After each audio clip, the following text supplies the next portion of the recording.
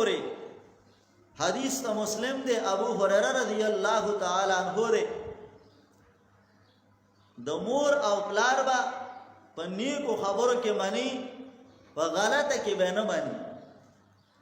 ابو هريره رضی اللہ تعالی عنہ دا الله د پیغمبر صحابي دی او ډیر غریب صحابي دی کمزور صحابي دی ان تر دې پورې چې کله بده په جمعات کې را پرې وته د ډېرې لوګي د وجینا خلکو به ول په دې سټ باندې خپي خودلې د دې د پارا چې د باندې چرته پیریان راغلي دي او د باندې مرګي راغلي دي ابو هريره رضی الله عنه فرمایي چې نور سبنو خلوګا زبا د لوګي د وجنا را پرې وته وما او خلکو به پیریان قتل خیال ده دغه ابو هريره رضی الله عنه دی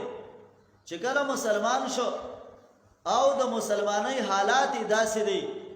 زما عزتمندو مور کافر ده او ابو هريره مسلمان دی ابو هريره رضی الله تعالی عنہ حدیث ته مسلم دی آغا تمور وای چې تب واپس ته د دین نه راوړي کفر ته ورازه کافر کېږي با او کنه یو نو زب خوراک نکوما آغا وخت پورې به خوراک نکوم تر سو پورې چې تا په محمد رسول الله باندې کفر نه کړي مطلب دا دی بوک هړتال و دې د سوې بوک هړتال و خوراک نکوما یا به زما منی یا به د الله د حبیب منی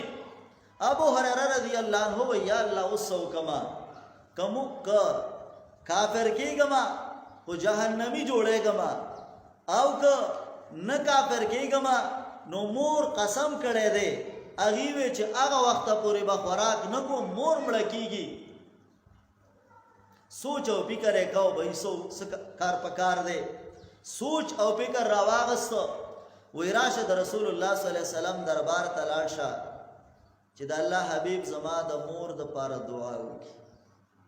منګه د دیګ ټنګېدلو د پاره دغه یو تکړه یو چې وای دیګ نو ټنګو خیرات نو وکړه الکه چې اولنې سړی راغی و خیال کړو قیمت څومره دی و قیمت چاته پته شته په څو دی الکه چاته پته نشته نن خو 50 لکه ورغی یا په لاس لکه کا د لاس لکه خیرات څو کولې شي اوس په دې زمانه کې به دې ګرانه کې وي اوخي قرباني صحیح ده چې دویم راغی نو لکه میخه غوای قرباني کړه نو میخه واوست په سودا په درې لکه واده په 15 شپږ لکه به میخه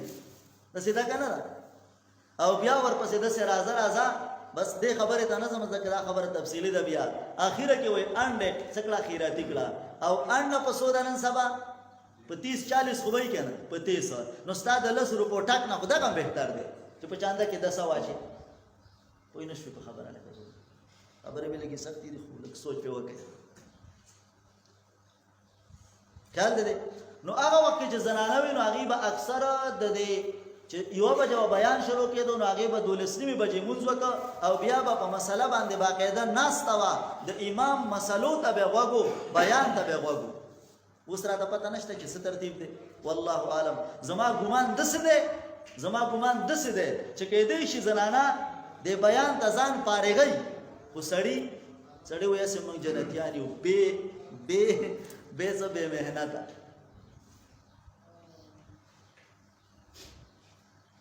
الله عزتمند مسلمانانو ورو خبره مدا کولا چې بیا به اغله دینی تربیت ورکې نو سړی دې هغه چې کم دینو دو ځامن اغستی دي هغه وې دی لا بزو دنیاوی اوچت اعلی تعلیم به کوم ډیګریانې به کوم او یوې مور د مورې وې دا یو ماته پرېدا وې دا یو ماته پرېدا ناغه مدرسې ته ولېګ او دا دوی چرته ولېګل کالج او یونیورسيټي د فلان دی لندن دی انګلند دی واقع دا کسی قطاری دی الته ولېګل سو بعد بابا بیمار شو بابا څه شرکا بیمار بابا چې کله بیمار شو نو بیا پته لګي نو بابا اسپیټال ته یوړو درې وانه بچي ور سره لاړل اسپیټال کې انسان کمزور دی بابا الټي وکړي. د انجینیر صاحب هم ماکس لګولې دی، ها څه شي کورې ځان ته چولې دی، کورې پیژنې کنه اباد به د سپي غوندې شکلی هغه شی هم بعضې خلکو ځان ته اچولي. څه به کې کومه ګیله به کې کومه به چېړئ. هغه بل ډاکټر صاحب هم چې کوم دی نو څه دی ماکس ځان ته اچولی دی او هغې ته مخ واړاو او هغه د مدرسې بچی راولګېد او هغه چې کوم دی نو څه وکړه هغه د سر نه رومال راواغسته او د بابا خوله او ګیرې پې څه کړه پاکه